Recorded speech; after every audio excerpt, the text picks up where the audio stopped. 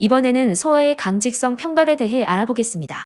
소아 평발은 소아에서 발의 아치가 제대로 형성되지 않거나 걸을 때 발바닥 전체가 지면에 닿는 상태를 말합니다.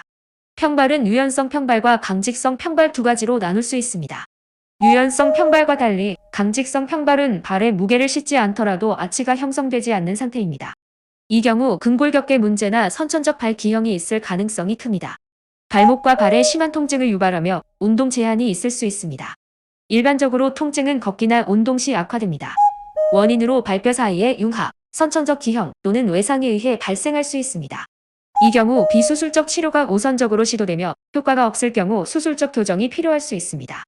교정 수술은 발의 아치를 재형성하거나 변형된 뼈를 교정하는 방식으로 이루어집니다.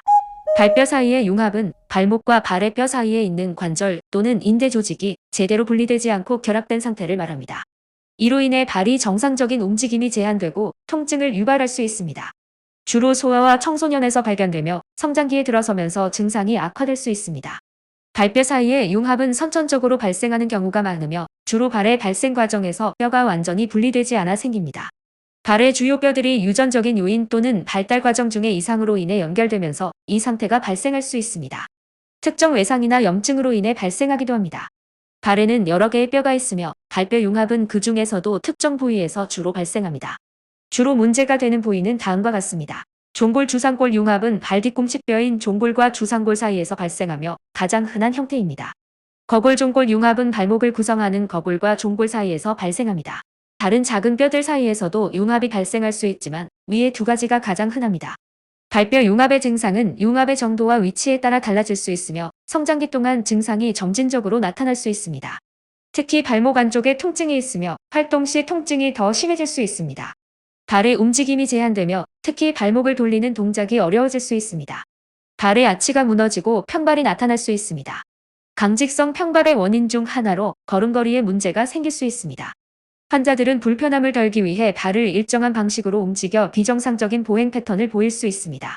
발뼈 융합은 다음과 같은 방법으로 진단합니다. 의사는 환자의 발을 검사하고 발목의 움직임 제한이나 통증 부위를 확인합니다. 특히 특정 운동에서 통증이 악화되는지 확인할 수 있습니다. 정확한 진단을 위해 엑스레이, CT 또는 MRI 촬영을 실시합니다. 발뼈 사이의 융합은 그 정도에 따라 비수술적 또는 수술적 치료로 나눌 수 있습니다. 비수술적 치료입니다. 통증을 유발하는 활동을 제한하고 발목을 쉬게 하여 통증을 줄일 수 있습니다. 물리치료는 발목 주변의 근육을 강화하여 부담을 덜 수 있으며 스트레칭 운동을 통해 경직을 줄일 수 있습니다. 발목 지지대를 착용하여 발의 움직임을 제한하고 통증을 경감시킬 수 있습니다. 비스테로이드성 항염증제를 사용해 염증과 통증을 줄일 수 있습니다. 통증이 심한 경우 발목을 고정하기 위해 단기간 깁스를 할 수 있습니다. 비수술적 방법으로 호전되지 않는 경우에는 수술적 치료가 필요할 수 있습니다.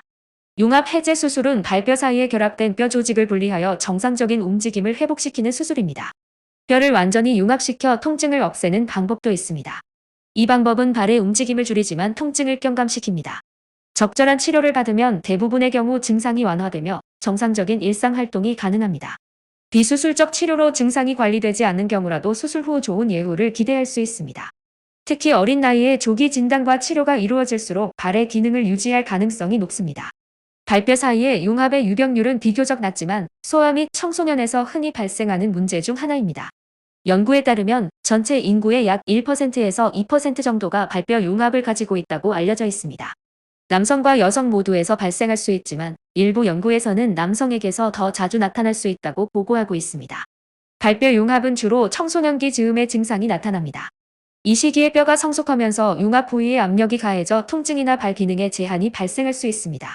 많은 사람들이 무증상일 수 있으며 증상이 나타나지 않으면 진단되지 않는 경우도 많습니다.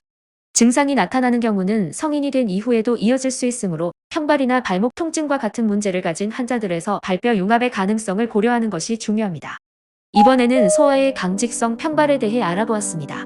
감사합니다. 임신영이었습니다.